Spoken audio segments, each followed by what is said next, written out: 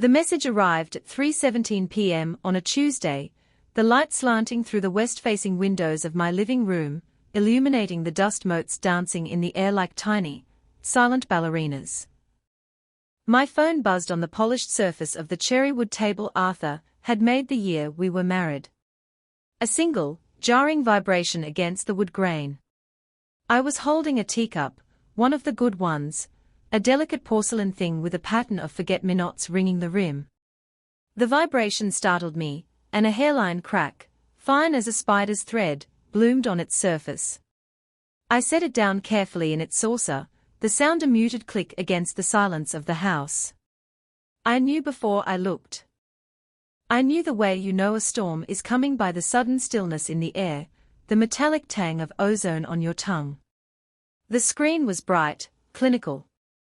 A message from my daughter, Clara. 5 words. You're dead to me. The letters were stark, black against the sterile white background. No preamble. No explanation.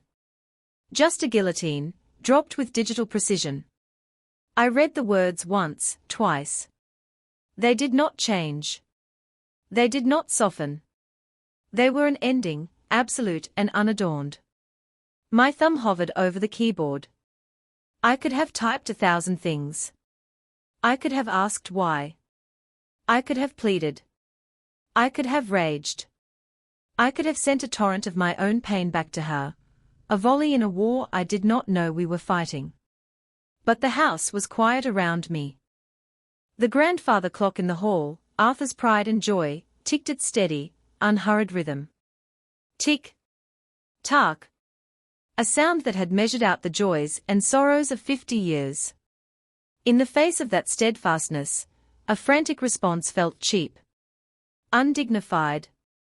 So I typed a single word, my thumb steady, my resolve hardening like clay in a kiln. Understood.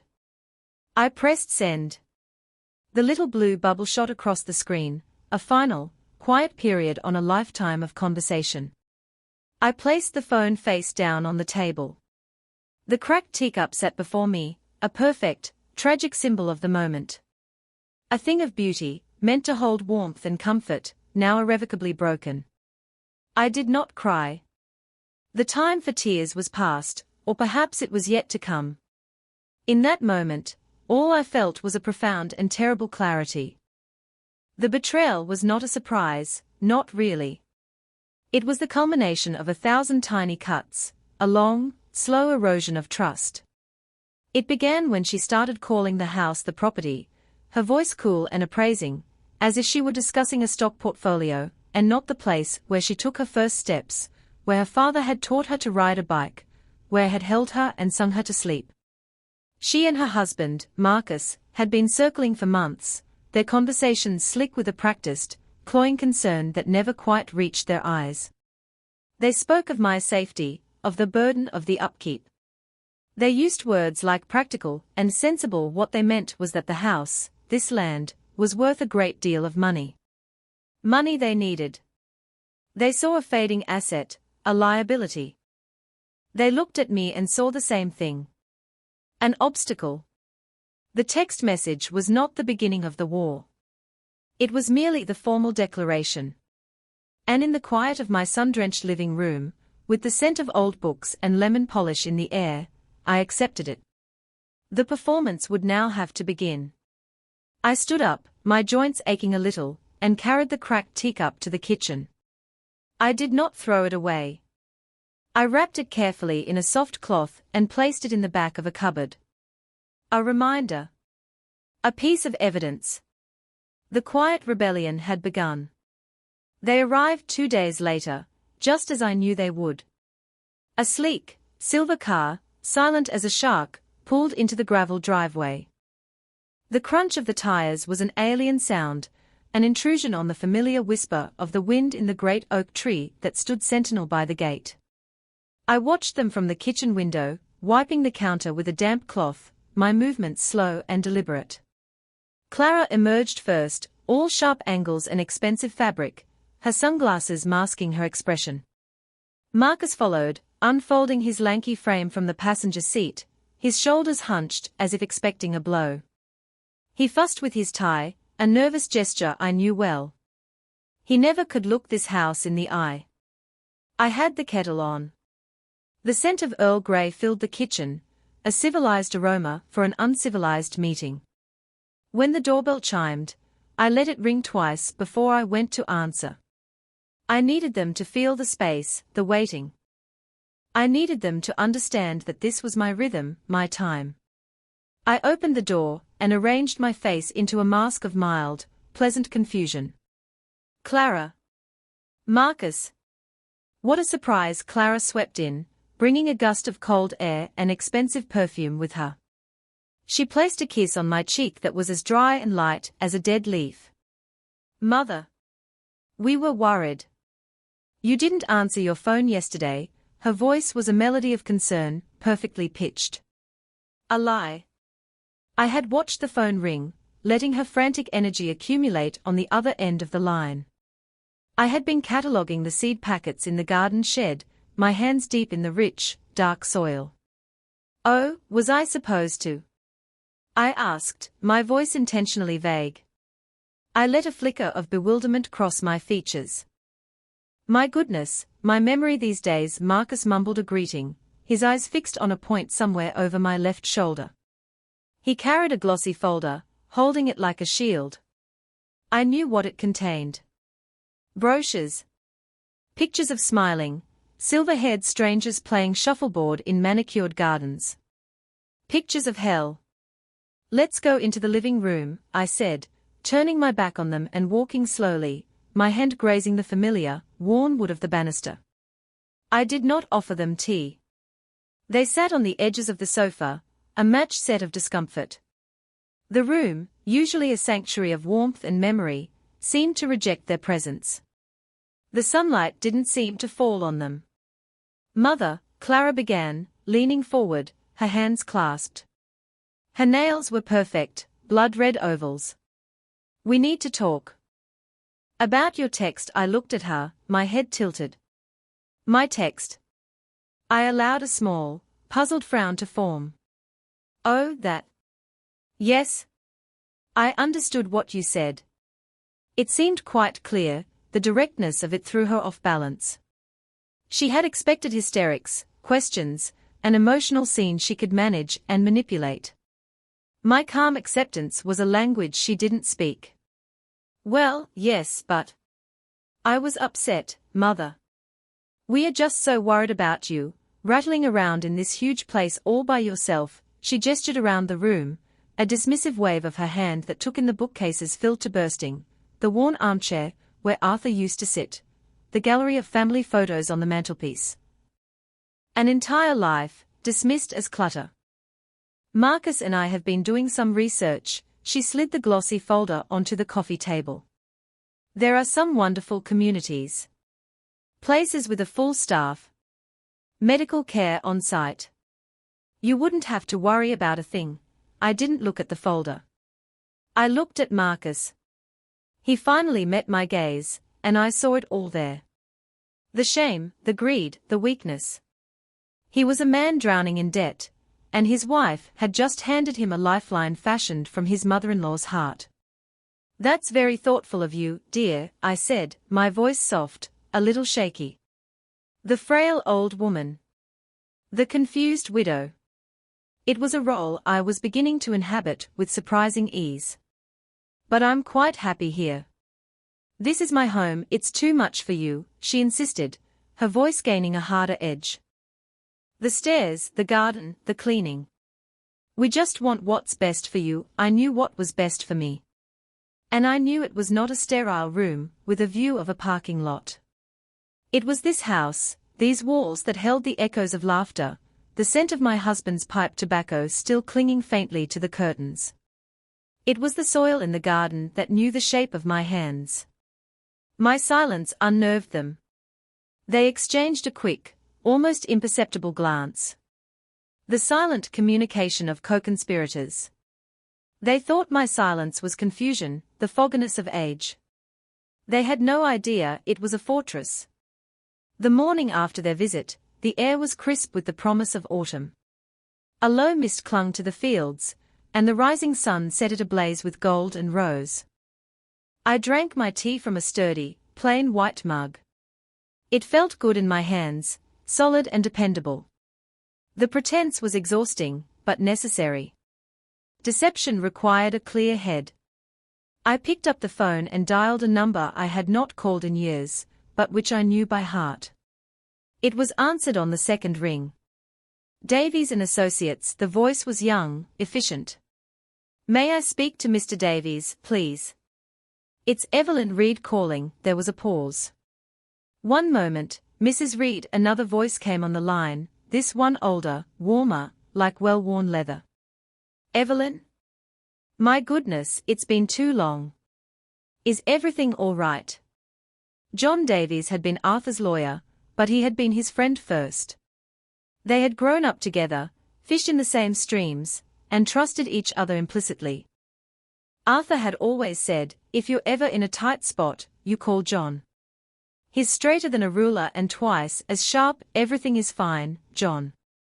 I just find myself in need of some sound advice," I said, keeping my tone light. "I'd like to come in and see you, if you have the time. I'm thinking about putting my affairs in order." The phrase hung in the air, weighted with unspoken meaning. It was the socially acceptable way for a woman of my age to say she was preparing for a fight. "Of course, Evelyn. Of course. How is tomorrow morning?" "Say 10 o'clock. 10 o'clock would be perfect." "Thank you, John." I hung up the phone and felt the first true easing of the knot in my chest. I was no longer alone in this. I spent the rest of the day in the attic. It was a place of organized history, of carefully labeled boxes, and dusty furniture. The air smelled of cedar and thyme. Clara hated the attic. She called it creepy. But for me, it was a library of our life. I was not there for sentiment, however. I was there for paperwork. I found the heavy metal box where Arthur kept all the important documents. The deed to the house, his will, our marriage certificate, old tax returns going back decades. I carried it downstairs to the dining room table and began to sort. My hands, which sometimes trembled when I tried to thread a needle, were perfectly steady. I made piles. I made notes. I worked with the methodical precision of a librarian cataloguing rare manuscripts. Each document was a piece of the puzzle, a stone in the foundation of the fortress I was building. The house was quiet around me, my only companion the steady tick-tock of the hall clock. As I worked, I felt a sense of power returning to me. They saw me as a relic, a ghost haunting the rooms of my own life. They thought my memories were a weakness, a fog that obscured my judgment. They were wrong. My memory was my weapon. I remembered every promise Arthur and I had made to each other within these walls. I remembered every sacrifice. I remembered the day we signed the deed, his hand warm and strong over mine, his voice filled with awe as he said, "We are home, Evie." For good. They thought they could erase that. They thought they could bulldoze a lifetime and build a condominium on the rubble. I unfolded the original blueprint of the house, the paper crackling with age. Arthur had drawn it himself. Every line, every angle, was an extension of his love for this place, for our future. My finger traced the outline of the kitchen where I had taught Clara to bake, the small bedroom where she had slept, the porch where we had sat on countless summer evenings. This was not a property. It was a testament. The neat piles of paper on the dining room table grew. Financial statements, insurance policies, legal letters. It was the architecture of a life, and I was its sole custodian. The sun began to set, casting long shadows across the room. I did not turn on the lights. I sat in the growing dark, the papers laid out before me like a general's battle map. I was not a frail old woman. I was not confused. I was Evelyn Reed. And I was preparing for war. Deep within the metal box, beneath the crisp legal documents and the brittle-edged certificates, was another box. A small, cedar chest no bigger than a loaf of bread, bound with a leather strap. It was not locked. Arthur hadn't believed in locking things away from me. This was his, and yet it was also ours. My fingers trembled slightly as I lifted the lid. The scent that rose to meet me was achingly familiar: old paper, dried lavender, and the faint, lingering aroma of his pipe tobacco. It was the scent of Arthur. Inside lay bundles of letters, tied with faded silk ribbons. Letters he had written to me during the 2 years he had worked on a remote engineering project up north, long before the children were born. And tucked into the corner, a single, thick envelope with my name on it, written in his strong, familiar hand. To my Evelyn. To be opened when you need to remember how to fly. I had never opened it.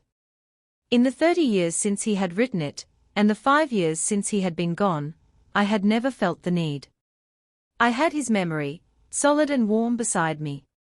But now, in the silent, gathering dusk of the dining room, I needed to hear his voice. My hands, which had been so steady with the legal papers, shook as I broke the wax seal.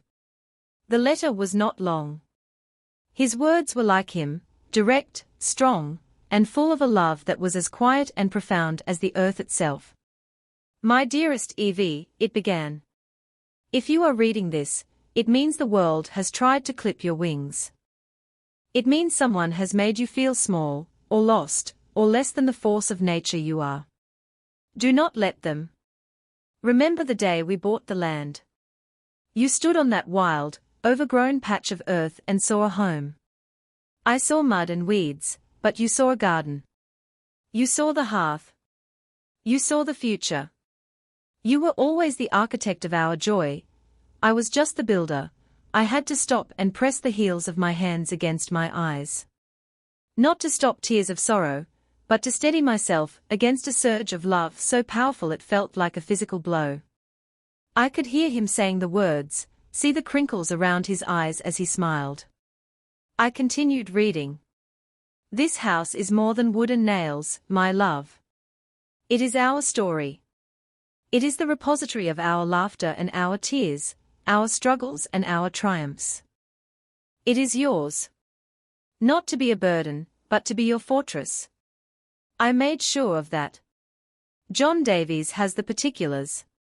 I set things up in a way that protects you, that protects the home. It can never be taken from you, only given. And you only give it when your heart tells you it is right. Trust your heart, Evie. It has never once led us astray. And then, the final lines, the ones that would become my mantra. They may think your kindness is weakness. They may think your silence is consent. Let them think it. The oak tree does not roar like a lion, but it is not the lion that survives the storm. It is the oak, with its deep roots and its quiet strength. You are my oak tree, Evelyn. Stand your ground. I folded the letter and held it to my chest. The paper was warm from my hands. All the doubt, all the fear, all the exhaustion from the performance I was staging, it all fell away. He had seen this coming. Not this exact betrayal, perhaps, but the possibility of it. He had known the world could be a grasping, greedy place, and he had built me a shelter not just of wood, but of legal foresight. John Davies has the particulars. Those were the key. He had left me a map and a sword. I stood up and walked to the window, looking out at the silhouette of the great oak against the purple twilight sky. Its branches were bare, ready for winter, but its roots ran deep into the earth, holding fast. Stand your ground. I whispered the words into the reflection on the glass. I will, Arthur. I promise. The house was no longer just a home. It was a legacy. It was a promise. And I would not let it be broken.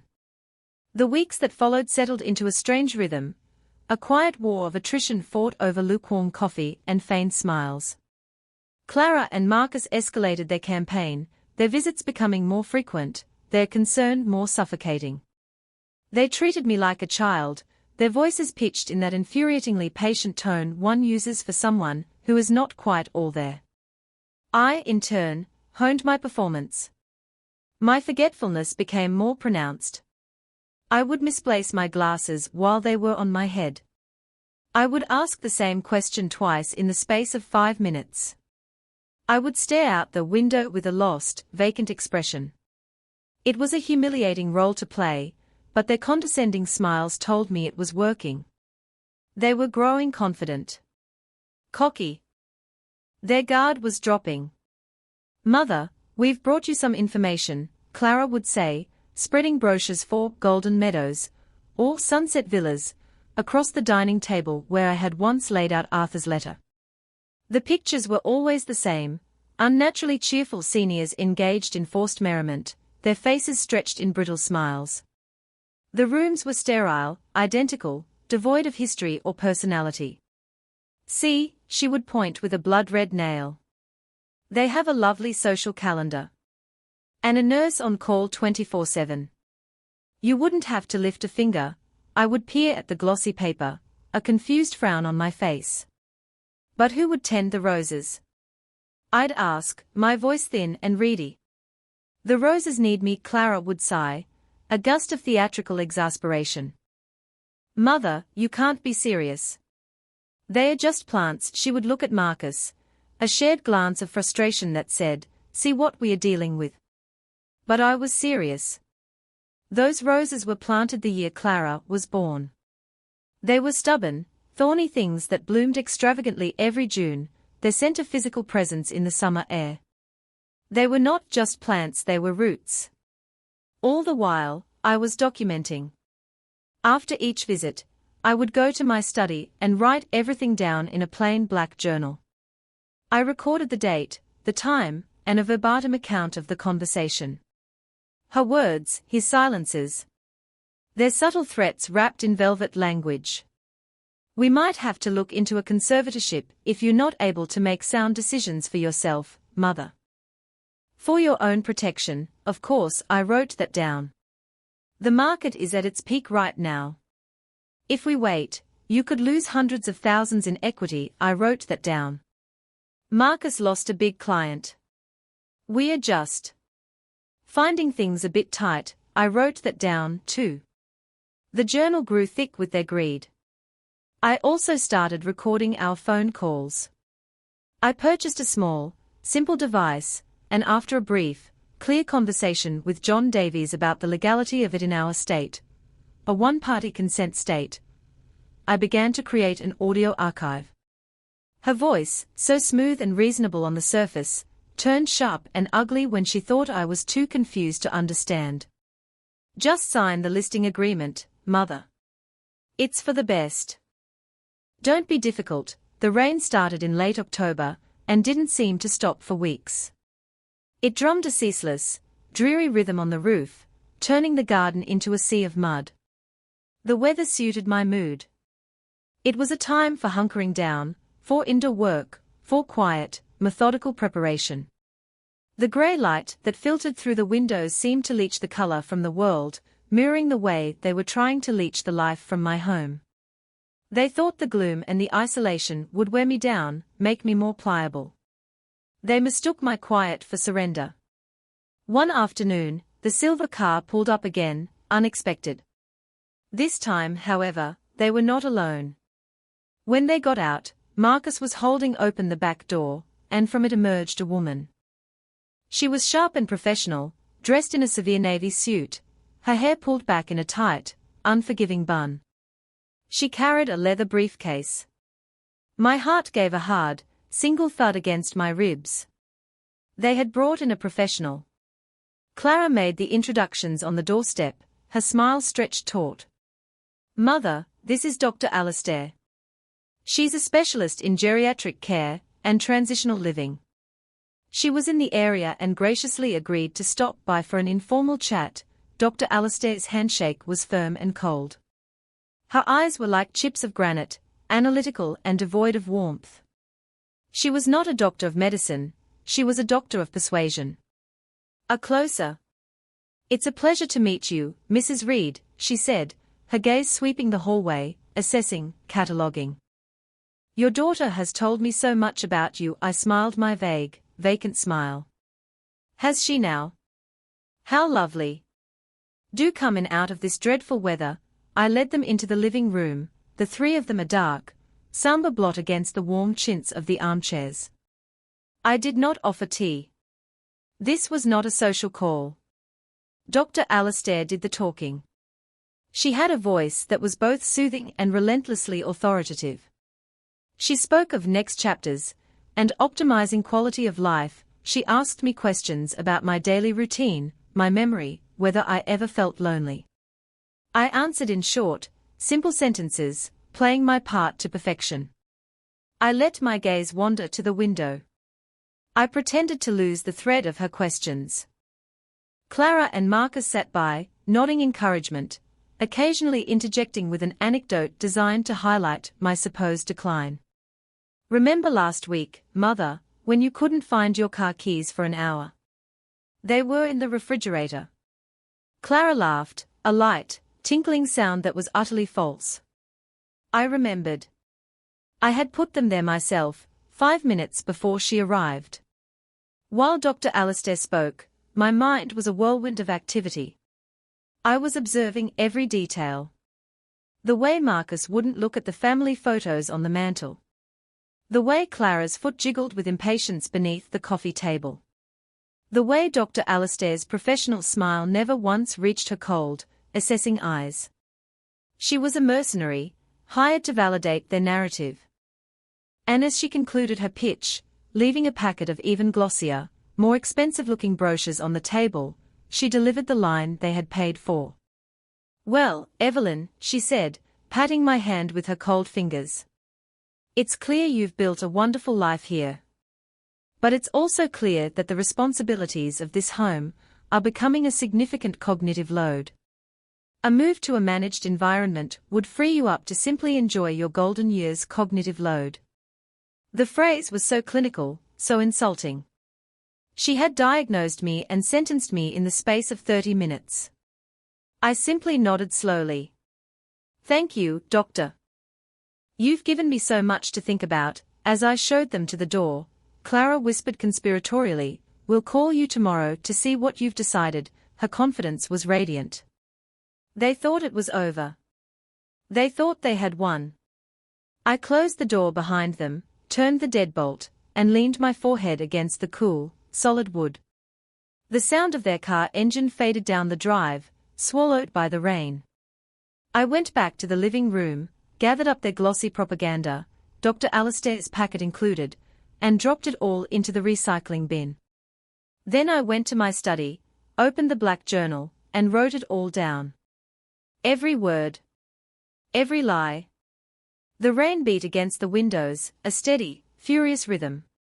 It was the sound of my own heart. A few days later, the rain finally broke. A pale, watery sun emerged, and the world outside my window seemed washed clean. That afternoon, another car appeared in the drive, but this one was different.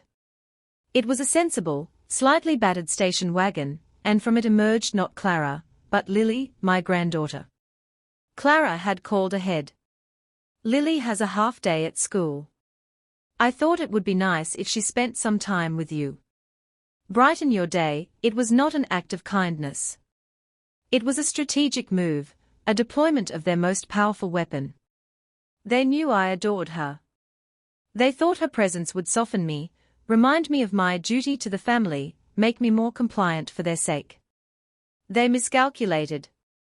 Lily was 7 years old, a whirlwind of bright eyes and untamed hair, and she possessed a clarity her parents had long since lost. She launched herself into my arms the moment I opened the door. Her hug was fierce and real, smelling of playground chalk and grape juice. "Grandma." Her presence was like a switch being flipped, filling the quiet house with light and energy. We didn't do much. We baked cookies, filling the kitchen with the warm, buttery scent of vanilla and sugar. I let her make a mess with the flour, and her laughter was the best music I had heard in months. We sat at the big kitchen table, the one she called the cookie table, and she talked. She talked about school, about her friends, about a lost tooth. And then, in the way of children who speak the unvarnished truth, she looked at me with serious, solemn eyes. "Mommy is sad about your house," she said, nibbling the ear off a gingerbread man. I kept my expression neutral, my hands busy arranging the cooling cookies on a wire rack. "Oh? Why do you think that, sweet pea?" "She talks about it on the phone with Daddy," Lily said, her voice dropping to a conspiratorial whisper. "She says it's a problem to be solved, and she says you're being stubborn." The word sounded strange in her child's mouth. "She says if you loved us, you'd do the sensible thing." There it was. The emotional blackmail, repeated by the innocent. They were using my love for this child as a lever to pry me from my life. I felt a cold, hard anger settle deep in my bones, but I did not let it show on my face. "Well," I said calmly. "Sometimes grown-ups see things differently." Later, while I was cleaning up, she sat at the dining room table with a box of crayons.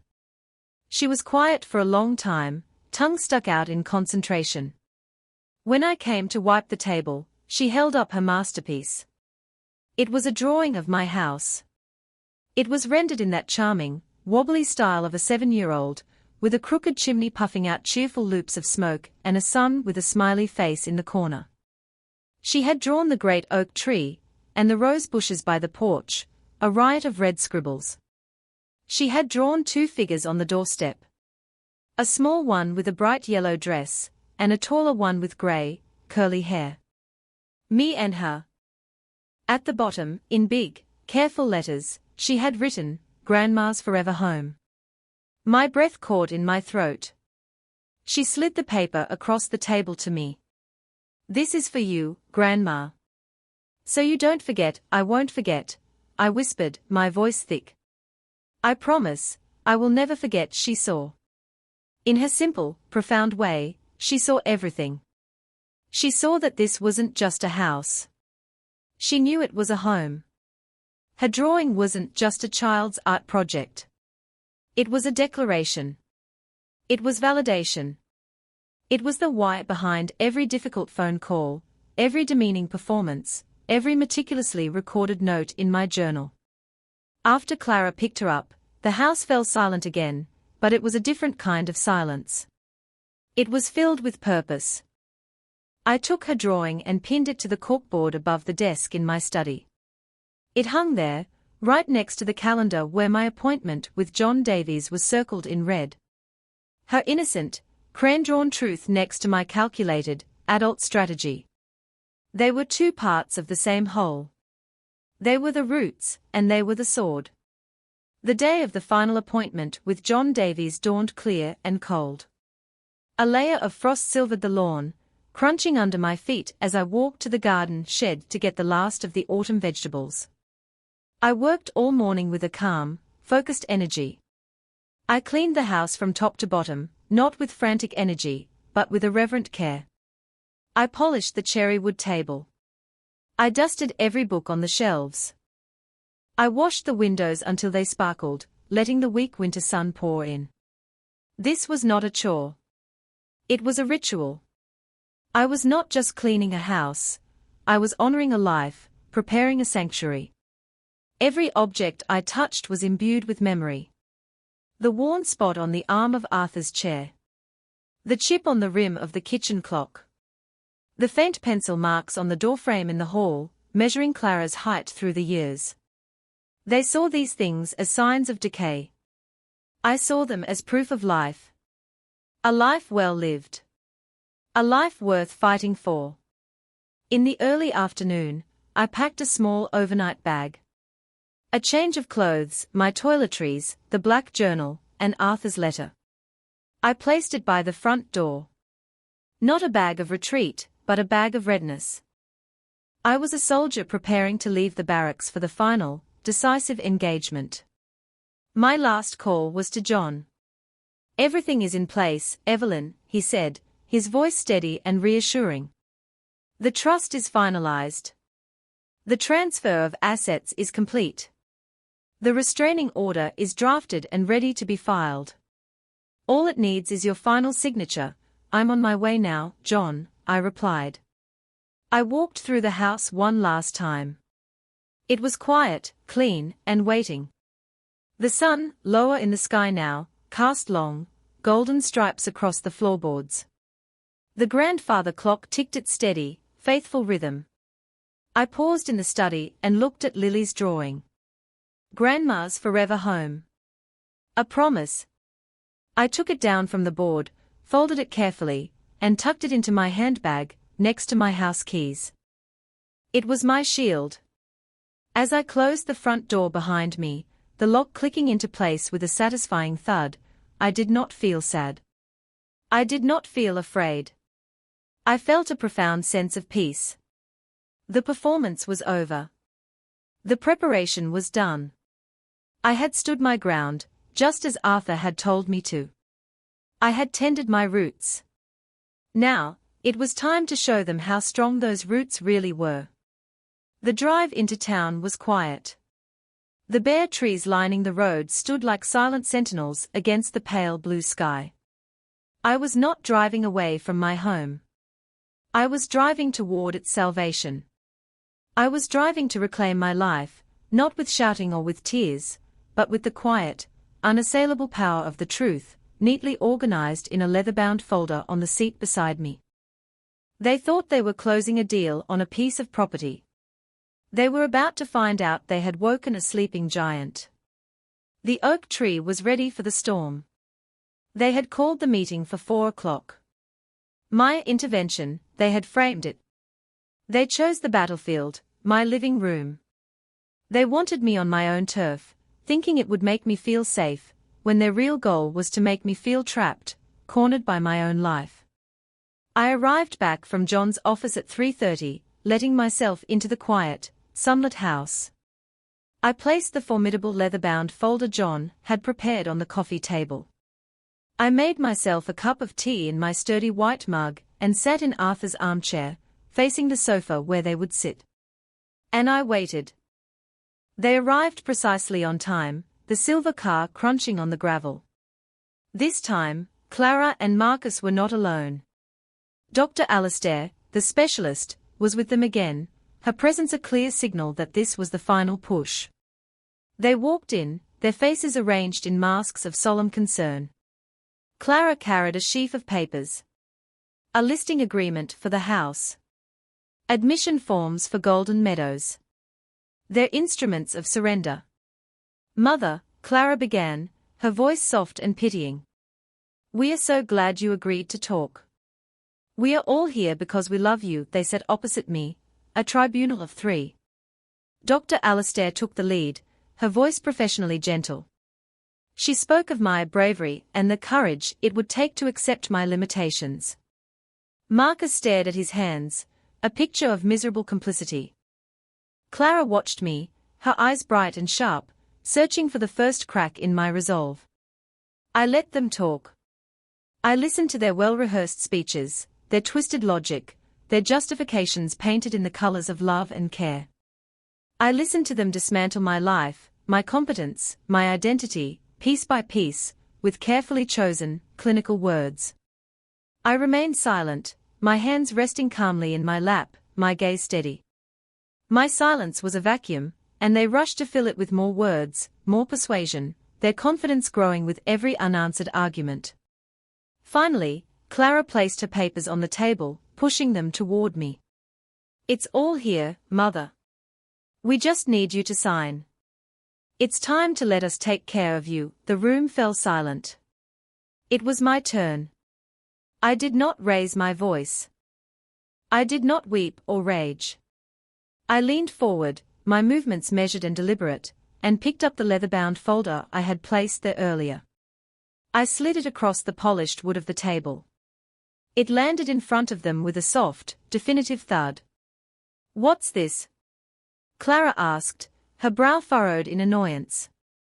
"You don't need to worry about that paperwork, Mother. This is what's important, I think you'll find," I said, my voice clear and low, without a trace of the frail old woman I had been playing for months, "that my paperwork supersedes yours." Confusion warred with impatience on her face. She opened the folder. Marcus and Dr. Alastair leaned in. The first document on top was a full accounting of the $50,000 I had given them 2 years prior, to help with a down payment on their house. An accounting that showed, through bank records I had subpoenaed, that the money had instead been used to pay off high-interest credit card debt and to lease her silver car. Marcus went pale. The second section contained transcripts from our recorded phone calls. Their threats about a conservatorship. Their lies about my mental state. Their greedy speculation about the housing market. All there, in black and white. Clara's hand started to shake. The third was a copy of a restraining order, filed that morning, barring both of them from my property, citing psychological harassment. And finally, the last document. A formal, legally binding notice that the house, the land, and all my liquid assets had been placed into an irrevocable trust, effective immediately. The trust was to be managed by my lawyer, Mr. John Davies. Upon my death, the sole beneficiary was named. My granddaughter, Lily Reed. Clara's face crumpled.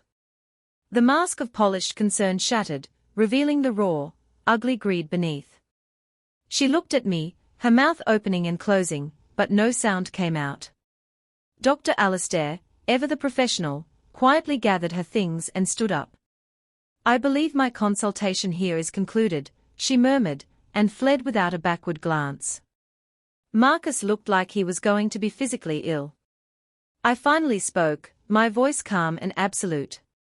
"It is all taken care of. The house is safe. My future is safe. From you." I stood up. "I believe this meeting is over. Please leave my home." They stumbled out, dazed and broken. I closed the door behind them. The silence they left was the most peaceful sound I had ever heard. An hour later, my phone began to ring. It was Clara. I didn't answer. It rang again. And again. I watched the screen light up with her name, over and over. I counted the missed calls. 10. 25. 50. They kept coming, a frantic, desperate barrage. She called 79 times before the sun went down. I never once picked up. She had said I was dead to her. I had simply done her the courtesy of arranging my own estate. The days that followed were filled with a profound and unfamiliar silence. The phone did not ring. No silver car appeared in the driveway. The only sounds were the familiar, comforting ones, the wind in the oak tree, the ticking of the clock, the hum of the refrigerator. The quiet was not an absence, it was a presence. It was the sound of peace. It was the sound of my life, reclaimed. I did not feel victorious, not in a triumphant, gloating way. I simply felt settled. I had weathered the storm. The house felt lighter, as if it could finally breathe again. The air was clean. I spent my time in the garden, preparing the beds for winter, my hands in the cold, rich earth. I pruned the roses, their thorny branches scratching my arms, a small, honest pain that was a welcome contrast to the insidious wounds of the past few months. I felt a kinship with them, with their stubborn, resilient nature. Inside, I unpacked my small bag. I put Arthur's letter back in its cedar box, not as a desperate plea for strength, but as a treasured memory of a love that had sheltered me even after it was gone. I put the black journal away on a high shelf in the study. Its purpose was served. But Lily's drawing, I kept out. I framed it in a simple, wooden frame and placed it on the mantelpiece, right in the center, where a photo of Clara used to be. Grandma's forever home. A truth spoken by a child, now made real by the resolve of her grandmother. There was grief, of course. It came in quiet waves. The loss of a daughter is not a simple thing. I mourned the little girl I had taught to bake cookies, the teenager I had comforted through heartbreaks, the young woman I had proudly watched walk down the aisle. I mourned the person she might have been, or perhaps, the person I had only imagined her to be. But the grief was clean, without the jagged edges of confusion or self-blame. I had seen the truth of who she had become, and I had acted to protect myself from it. It was a sad, hard, necessary thing. I had chosen to save myself. This house is not my cage. It is my anchor. It is not a burden, it is my partner in a long and storied life.